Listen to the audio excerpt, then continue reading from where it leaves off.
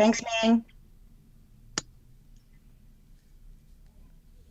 Good morning, everyone. Sorry we're 5 minutes late. Typical mom style. Always a little bit, just a little bit delayed. Speak for yourself. Good morning. Yeah. Marissa's like, I'm 15. Good morning from the Dreamcatchers. We are here this morning with a dear friend and colleague and fellow Fairhavenite. We're so excited, fellow Monmouth mom. We're very excited to have Maggie here with us today. We're going to ask her to introduce herself in just a second. Just wanted to welcome everyone back to the Dreamcatchers. We are Marissa and Jamie. Today's episode is a What's Your Story? For those that are new to listening to us, we have 3 pillars of our podcast. One is What's Your Story, which is when we interview what we love to call intrapreneurs, right? People that are killing it at their jobs inside a company. And actually, before Maggie even introduces herself, I just want to say, when we asked her to be on our podcast and we were confirming her and we were going back and forth with the scheduling and the questions, she wrote, I'm so excited to do this with you guys, even though I'm a nobody. And I just wanted to point out, I wrote this back to her, but I'm going to say it live. Everybody is a somebody.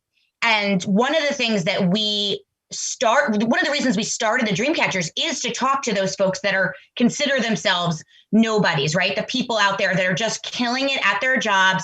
They don't necessarily get the recognition. They don't necessarily get the highlights and the love. And those are the people, ironically, that we all, right, when we graduate college and when we career shift and when we look for new roles, those are the people we actually need to look at and look for, because those are the people that could probably help us. So that's why we like to shine light on folks like Maggie, and so happy to have her here today. And she said that by accident, didn't realize I was going to put it into my script. Anything you want to add to that before we have Maggie introduce herself? Well, I wanted to say that it's an honor and a privilege to be here today, sponsored by our friends, the Monmouth Moms, which, for better or for worse, we're a trifecta. And I'm excited to be sitting down with Maggie, who is not only a friend of a friend of a friend of a friend, but also my friend's sister. Mm-hmm. And I love that. And in this little duo, there are several generations of conversation that will be, oh, Elliot's friend, right. Teddy, who's Kenzie's cousin. Yeah. And, yes. I think that speaks volumes to like-minded people, or vibes attracting tribes. We're very big believers on energy. And I helped your sister before. I met her several years ago, have always had a soft spot for her. And our girls are close and, as close as we can be in a right in this world. Yeah. This has been global pandemic, I think they call it. Anyway, I'm happy to be with you. And your hair looks great. Your background is so very Fairhaven. Needless to say, my computer's up and running. And the first thing we ask to any of our guests when we are just warming up. Wait, let's Maggie introduce I'm sorry. First. Forgive me. Maggie, you didn't even say your name. Maggie, that's all right. You said it enough. It's Monday morning. We forget. You said it enough. It's good. It's only our 54th episode. I posted on this family on Rook. I'm knee deep. I'm just chatting. I love it. Well, yeah, thank you so much for having me, and good morning. My name is Maggie Patry, and as these two lovely ladies said, I live in Fairhaven and I work in Fairhaven for a company that's actually based in Virginia. I'm a mom to a wonderful 5-year-old boy who's good friends with Mr. Elliot Stozer. And I'm just happy to be here and share my story and connect and empathize and just have a good time. So I'm looking forward to it. Thanks, Maggie. Well, I think as Marissa was about to jump ahead into... And we're far from nobodies. Right, far from nobodies. Yes, that's true. Okay, so our favorite first question, I was going to insert a joke here. You know what? I'll insert it. I always ask people, our first question is, what did you want to be when you grew up? Right. So what is your first memory of what you wanted to be? And my insert little comment here is, I'm going to guess it was not a little league coach, which I now realize you also do. I do. Yeah. Not discuss that when we went back and forth about what teams our boys were on. Oh, by the way, I'm also Teddy's coach. I saw her on the sidelines the other day. I'm like, is that Maggie? She's like covered in like a mask. And I'm like, is that Maggie? And Dave's like, I think it is Maggie. I'm going to guess that wasn't your answer, but I'm so very cute that you're doing that. So tell us what your earliest memory was, because we do like to see how that correlates a little bit to what you do now. Sure. Yeah, I mean, mine's a very clear answer. I always wanted to be an actress on Broadway. So, I was born and raised in New York City, and my parents were incredible about bringing culture into our lives. It was a big part of the school I went to, arts. And so I remember watching Les Mis, and I think I was like 5 or 6, and I just looked at my mom and I said, that's what I want to be. Cosette. So I wanted to be, I don't care. I wanted to be like the person dancing. I like to go there. Ignore me. I'm just doing a little background music for us. It's beautiful. I think we all wanted to be Cosette at one point. No, actually, I wanted to be Eponine.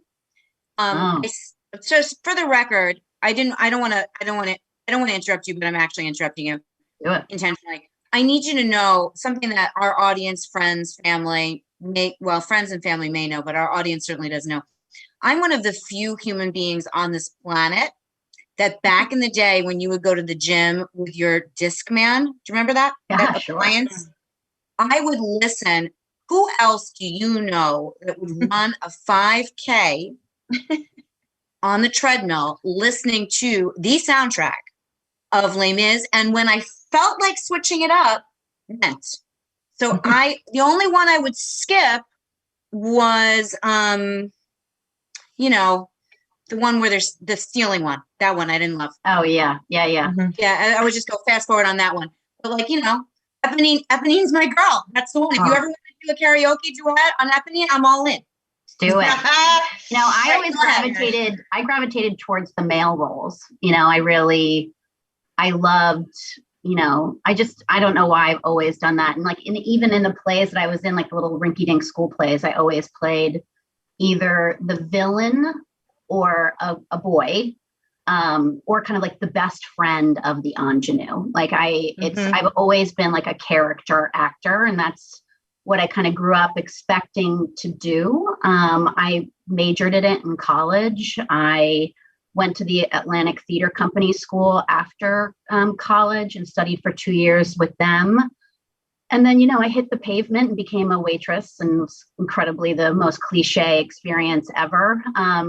What was interesting, though, is when it became a job, when acting became a job, I didn't love it as much. And so, and I didn't like being a waitress. I hated it, actually. I've actually been a waitress for many, many times throughout my early, start of a career.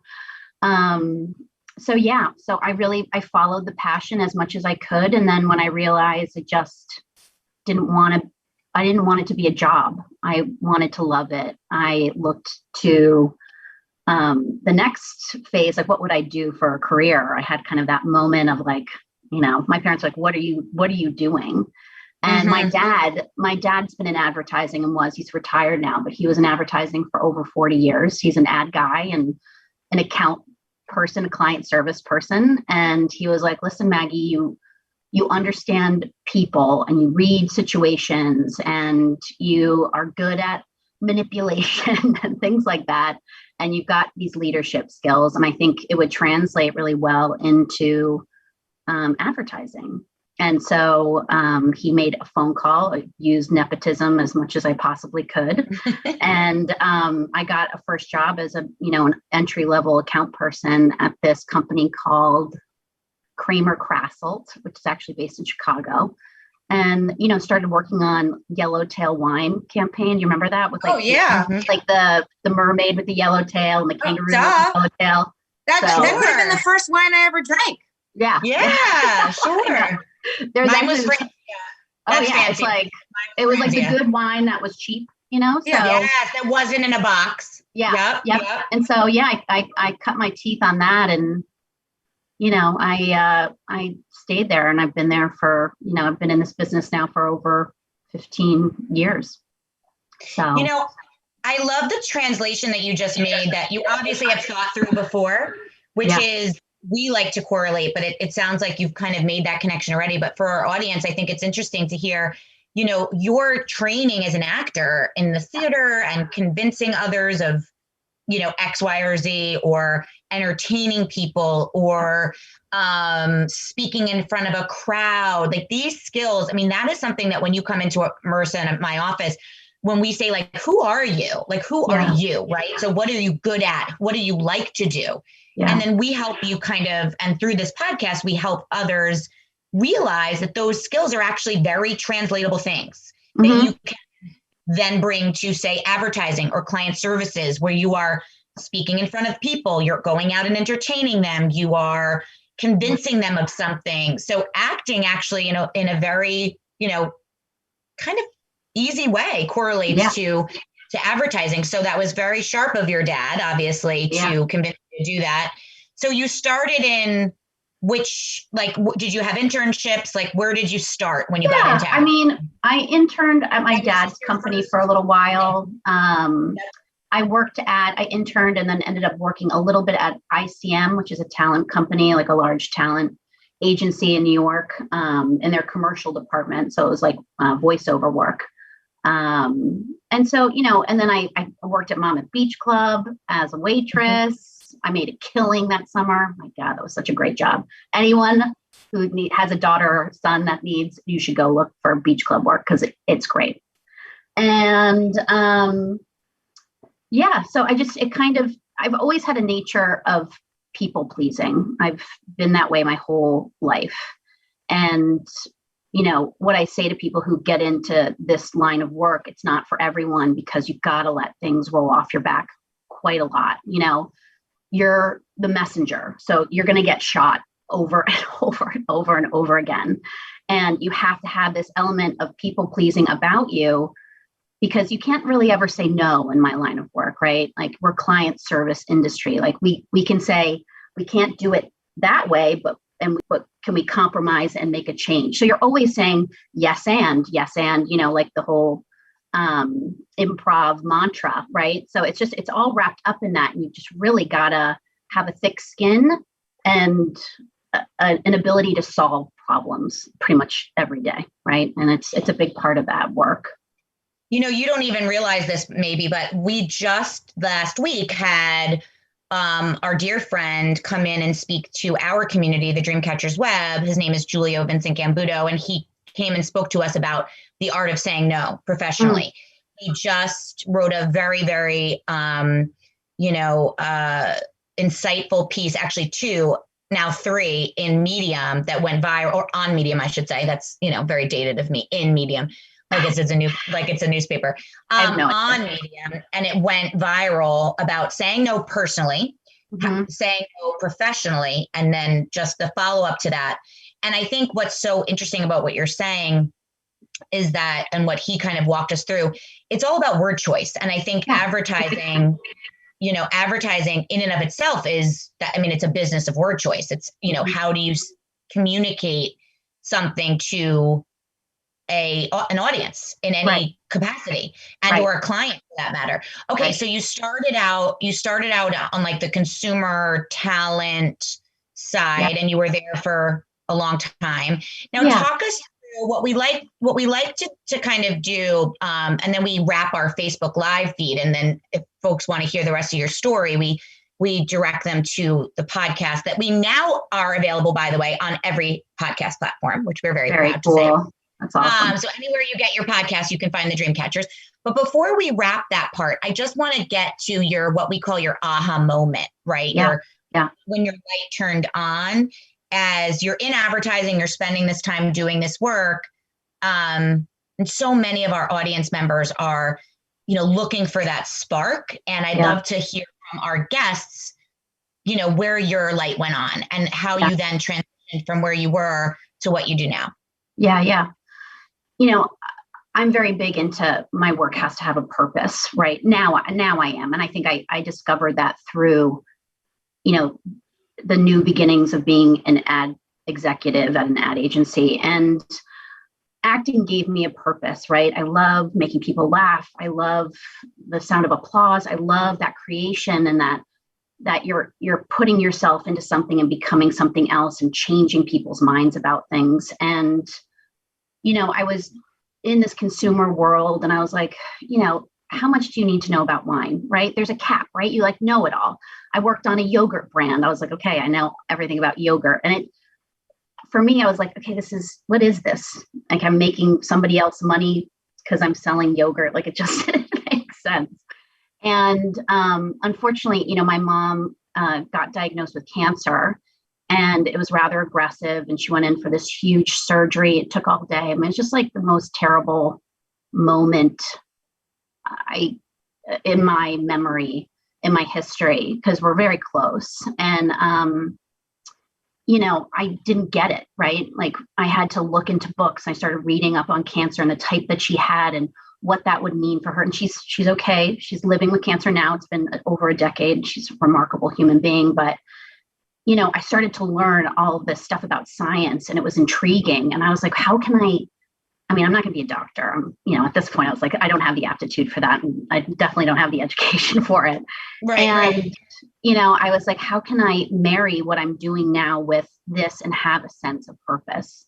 And, Sure. Say what you will about pharmaceutical companies. Yes, there's a bad side of them, but there's also a wonderful side. Everything comes with the opposites included, right? So a friend of my parents worked for a pharmaceutical advertising agency called Klein Davis and Mann.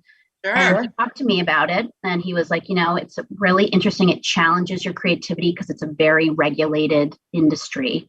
And we do a lot of great things for the community. And it intrigued me. And so I made a lateral move over there and I just fell head over heels in love with it. And I felt, that what I was doing was contributing to someone else's life. And even if indirectly or directly. And, you can't say that a lot in advertising. I mean, it's a flashy kind of, people look at that industry and they're like, you make commercials and those are annoying. And it's like, you look at the pharma commercials with all of the side effects that are listed at the end. I mean, you can't talk about the good without talking about the bad in pharmaceuticals. That's a regulation. So that aha moment, even though it was terrible, it changed the trajectory of my career. And I haven't looked back. And, I'm more knowledgeable about medicine, about, therapeutic categories. I've helped people find the right doctor. I'm really good at these things now because I have this knowledge and it's beyond my career now. It's bigger than that. And, this is the first time I've ever really said that. So it's so cool. Like it just feels good. And work takes up a majority of my time. So I better like it. You know what I mean? Like it's going to be a part of your life. Like you can't compartmentalize. I mean, especially now considering work is now in my life because it's in my home. My husband's working downstairs. I mean, it's now everywhere for everyone. And so, if you're going to spend this time, it's like my mom always says, get the most expensive, best mattress you possibly can because you spend a lot of time in bed. Right. And so, find the thing that when you wake up in the morning, you're like, cool, like, let's do this. Let's like, do it. Let's do it. So yeah, it was a very specific translation from what I was doing to evolve into this new industry, but take what I had known from just advertising and be able to apply the two. So, I think that was beautifully said. And I think for our audience, we call it an aha moment, right? But in all fairness, sometimes it's just growth. Yeah. Right. And with life comes wisdom. And with when you're focused on what's important changes, your journey also changes and shifts. Mm-hmm. So, the fact that you went from wanting to be an actress to working for Yellowtail Line to having a parent become ill and change your passion and or desire to feel fulfilled to working at a major organization like Klein Davis Mann. Actually, one of my dear friends worked there for a long time. She's actually moving to Fairhaven. Get out. Yeah. Her name's Joelle. I'll offline, we'll do that connection. Yeah. But, that pharma world, and we're actually working on quite a few pharma jobs right now that I should throw your way if Jamie hasn't already, in case you and someone in your network know somebody, which, by the way, is the intention of some of our conversation. Sure. So Maggie is far from a nobody. Maggie is doing important work in a world that doesn't necessarily get sensationalized on TikTok. I can't imagine why.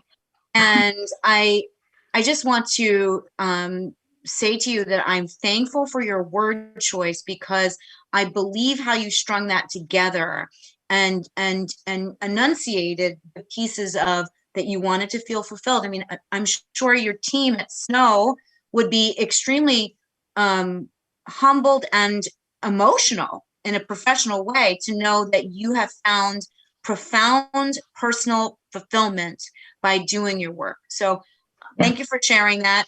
And I think the rest of our very important conversation will follow up onto in our podcast. Before we actually wrap that, I just want to get out there, because I want our Facebook Live audience to hear it too. Tell us what you do now. So you do something super important, which is communicating directly with patients, which I think is really cool, especially in the climate we're in right now. And that's what I was going to say.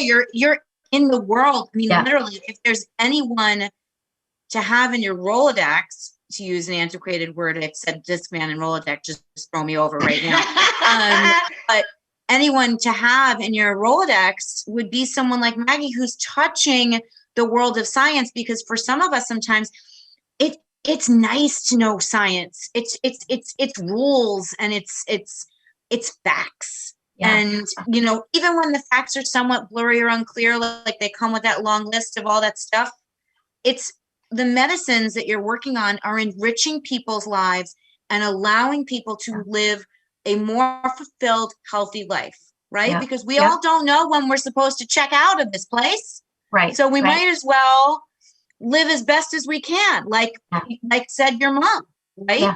Yeah. So tell us the work that you do specifically. Like, how are you working? What do you do every day to communicate with patients, and how does that look? What does that look like for you? Yeah, sure. So I work for a company called Snow Companies, founded by Brenda Snow. It is a patient engagement company, and we're actually under the Omnicom Health umbrella now. We were acquired a few years ago. What we do is we amplify the patient voice. So our clients are pharma companies, and I'll give you an example. So, say someone is developing a therapy for Parkinson's to address a specific symptom. They want to find people living with Parkinson's to be able to talk to them, and for those people to be able to talk to others living with Parkinson's. And so we have recruitment within our company that finds patients who want to share their story. Then we have writers and coaches and this wonderful staff to help bring that story to life and get it out on paper, and then teach them how to share it with live audiences. And then a larger function within our company too are just all the channels of which to share that story. So, through social media, through digital, through live programming, just through content, right? Just content that these patients are creating in conjunction with us. And so the live programming is a huge part of what Snow does. And that's been a huge challenge for us this past year as we've gone to this medium now. And it's hard to connect with people through this, right? Because you'd see in live, these people all gathered, all have the same, living with the same condition. And they're hearing a story that they empathize with, and they hear the choices that person made and the outcomes that they've had due to those choices. And it changes how they manage their own lives, their own conditions. And so you're creating, I'm sorry to interject, but you are creating a network for them, essentially. Absolutely. A healing community. Yep. And it's just different than what we do in a weird way. I love that. So it's all about storytelling, and it's all about storytelling provides better outcomes for people, right? And driving empathy. And it's just a lovely, incredible model. And so I'm a senior vice president at the company. I oversee a team that handles multiple projects across a lot of different clients. So again, to correlate that kind of like I wear a million hats, as does my team. And because no client is the same, it's not a one size fits all process. You've got to evolve and change and read the situation and approach it in different ways all day long. I mean, it's exhausting, but it's a cool challenge. And I think one of the things why I say I'm a nobody is because my biggest focus is I want my team to rise, right? I want them to thrive. I want them to enjoy what they do, which is not going to happen all the time. And so I want to be that person that supports that.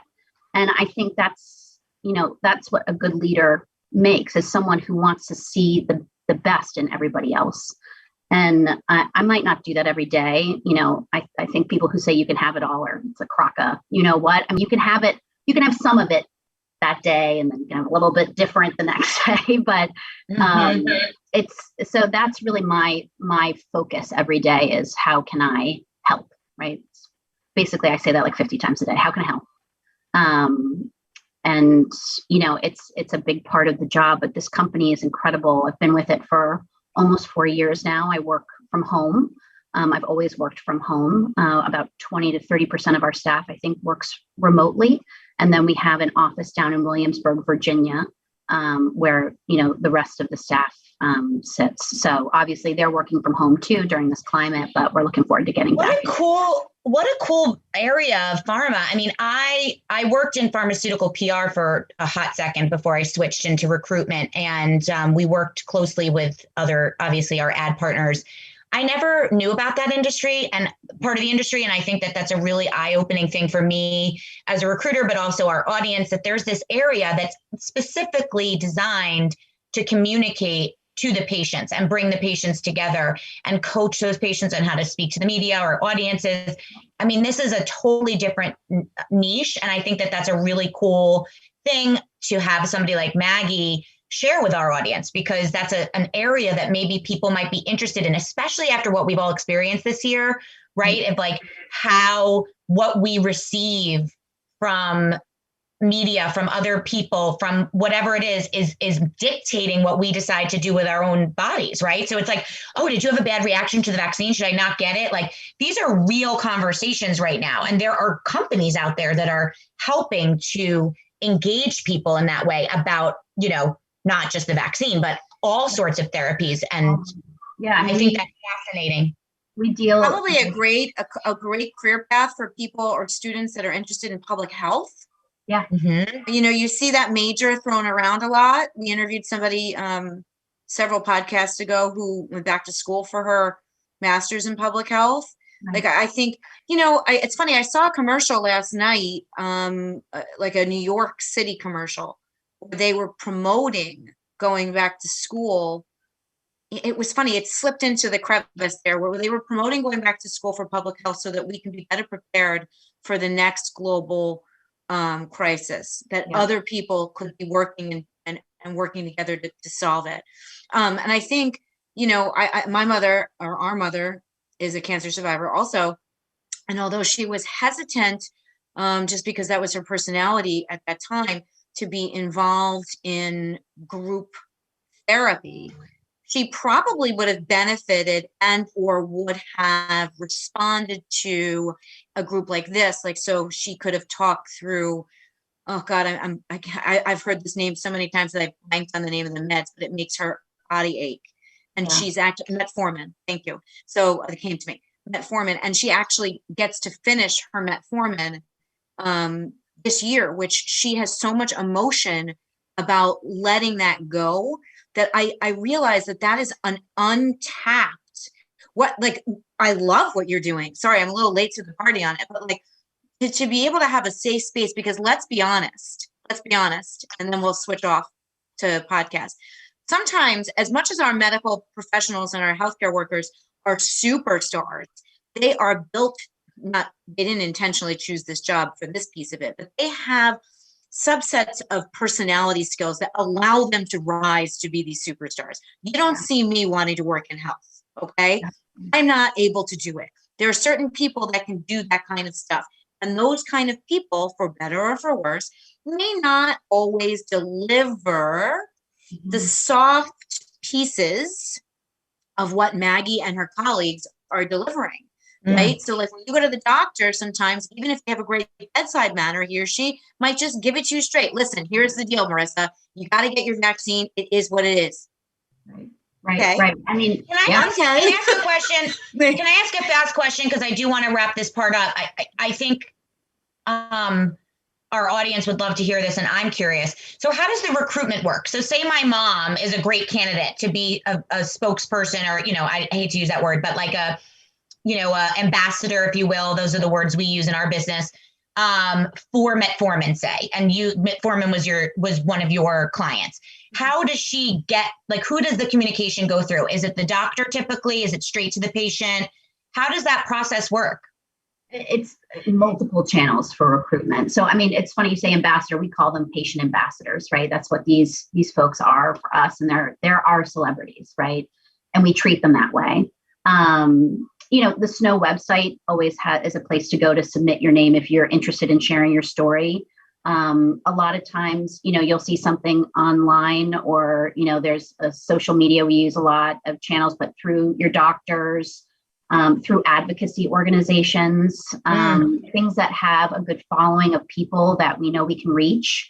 But it's different. I mean, you take therapeutic areas like neurology or oncology, and those have a large prevalence, right? There's like a lot of people living with those certain conditions. And then you look at rare disease, which, it's 2,200 people in the world, right? How do you find them? So it all comes with its challenges, but we just try to blanket any communication channel that these people would be consuming with, are you interested in sharing your story, right? And it's all about hand raising. I mean, we don't want to go to people and try to coerce them. It's a voluntary thing. Like, people really have to want to share their story to be a part of some of these efforts. So, because we got to have people coming in with an open mind, and it can be scary, right? I mean, they don't know what they're walking into, but I can guarantee you they're always walking into like a very safe and loving environment where we just want them to shine. And so it's so cool. I mean, it's just really cool. It is so cool, Maggie. Don't ever call yourself a nobody again. What you're doing is really amazing work. So speaking of networks, Marissa and I obviously breathe networking. And I love that what you're talking about is creating a network for people, whether you say it that way or not. That's just how our brain works, right? Or a web or an orbit of people that are all going through the same thing at the same time. And so, our episode today is actually made possible by a network that I wanted to just shout out quickly. It's called the Monmouth Moms. I don't know if you guys have heard of it. We're all Monmouth Moms, so I think we all should get on board. It's actually part of a larger consortium. So speaking of, it's not Omnicom. By the way, when I worked in PR, I was part of Omnicom too. It's called the Local Moms Network, is the overall umbrella. Monmouth Moms is a resource website for busy parents. They curate the events. They figure it out for you, right? So instead of trying to figure out where should I take my kid this weekend, or what's going on, if you follow them on social or you sign up for their newsletter, they actually curate all that for us. So as a busy mom, I look there all the time, which I didn't know about it until I'd say last year. And I was like, where was this when I had a 7-month-old, and I had just not picked up what they were putting down yet. And now I'm all over it.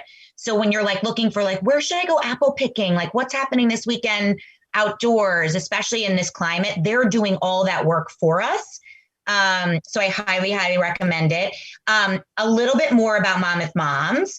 Their mission is to give moms the gift of time by sifting through all of the information that's available and providing curated finds and resources, updated activities and events, local flavors, introductions to talented moms. We were also featured. Check out our feature. So that was our shameless plug for ourselves. So some of the things they curate: summer camp activities and events, fitness and wellness resources, local restaurants, boutiques, things that are kid friendly. Where can I take my kid that's not going to be too loud or too crowded or too noisy? Family healthcare, job board, which is great for us, teen scene, beauty and spa, children's party ideas. You can sign up for their newsletter. They're getting ready to do some Mother's Day guides. So follow them on Facebook and Instagram at the Monmouth Moms, or you can sign up for their newsletter at info@themonmouthmoms.com. So check them out. We'll throw that all in somewhere. And also, not for nothing, we get to, here's a sneak peek, we get to speak a little more closely with the owner and CEO of Monmouth Moms on Thursday, later this week. He's going to be on our panel. Yeah, and I want to actually make sure that we revisit the job board, because she and I had a big epiphany about that. I think that's really, really a great way for us all to be collectively working together. So stay tuned to hear more from the Monmouth Moms. They'll be on our panel on Thursday at Bellworks, which is in celebration, by the way, of Take Your Kids to Work Day. So we're doing it at 3:30. So if you want to come join us live at Bellworks, if you're local, bring the kids. I'm going to try to bring mine. I'll see if they listen in the audience. That's going to be fun. AKA, Dear Dave, can you bring the kids while I'm speaking live? Ming, our sound guy, will babysit. Actually, I'm not sure he can even be there. His staff will babysit. Anywho, thank you so much, Monmouth Moms. Thank you, Facebook Live. If you want to hear the rest of this amazing interview with Maggie and all the important work that she's doing, check us out on, I don't think I can even remember them all now, iTunes, Spotify, iHeartRadio, Stitcher, and SoundCloud. So thanks so much for coming this morning, guys. All right, so Maggie,